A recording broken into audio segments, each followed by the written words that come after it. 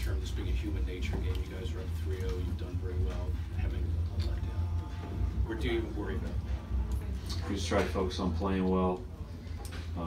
Obviously, I said the other day it could easily be 2-1 Philly. So there's such a small margin of error in these games that, you know, if you don't bring it, the game will be honest. So, you know, we'll know in 3 hours.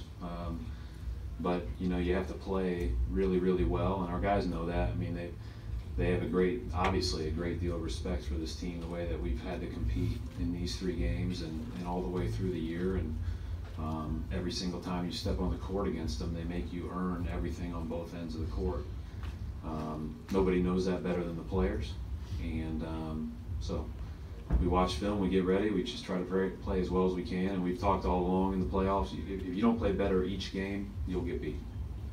Coach, how important is it to you to get the series over with and then move on to the next one? I'm just trying to win a basketball game. I don't think about like all the other stuff that goes with that. I mean, it's hard enough to win one game. There's a lot that goes into it. There's a lot of work that the assistants do, that the players do. You know, there's a lot of people that put in a lot of time to give yourself just a chance to win. And so I don't get too caught up in looking ahead or behind. Coach, when you look at the film, offensive execution, how has that been? I know it's had its moments. And credit them, they're a really good defensive team. And I said before that the turnovers are such a huge emphasis for us. The last game was our worst turnover game of the series. And I thought that, you know, anytime that you're giving them points in transition or runouts or opportunities to shoot uncontested threes, those are bad things. And so we're doing our best to try to, first and foremost, take care of the ball. Secondly, you know, generate great shots, and easier said than done against a really good defense. Brad, your season kind of started with a pretty horrific thing that your team had to go through with Gordon's injury. Did you kind of notice anything in the way that your group reacted to that made you think that this will be a group that can kind of handle the things that'll be thrown at them? You know, obviously we went on a run after that, but we were winning games in that 16-game win streak that we had no business winning. And maybe the number one thing that stood out was had a lot of resolve when things didn't go our way. Maybe that was something that, because of all the experiences we went through earlier, I think it's probably more so just who Danny has put on our team. You know, I think that there's a lot of tough guys. There's a lot of guys that don't let what happened yesterday affect them, and they just move on. How much collaboration do you consult with Al on defensive strategy, defensive game plan coverages? Do you seek input from him? Does he offer it?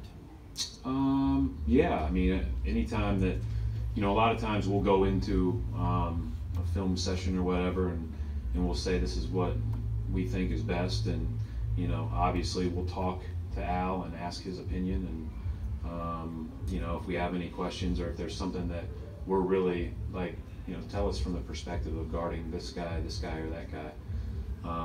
But he's been great about, you know, anytime that we, you know, and I always say this about Al, like anytime we need something emphasized that's very simple in a film session, or that just would be better off said by somebody other than me, it seems like he always does it. And how often is that? Whenever needed. Brad, as a proponent of the growth mindset, I was curious what your thoughts were about the process becoming, kind of reaching a cult-like status here in Philadelphia. You know, I think the part that is most difficult in this league is when you're not having success, is maintaining a joy and a desire to continue to work for yourself and your team. And I don't think anybody has done it better than Brett, and the way that he's led. And you can see it in the way that they play, but you could see it in the way that they played before this year.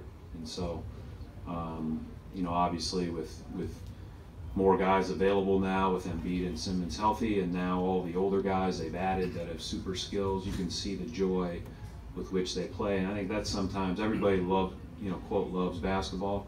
That gets tested in an 82-game season, and then if it's extended, and it really gets tested if you're not having success. That's hard.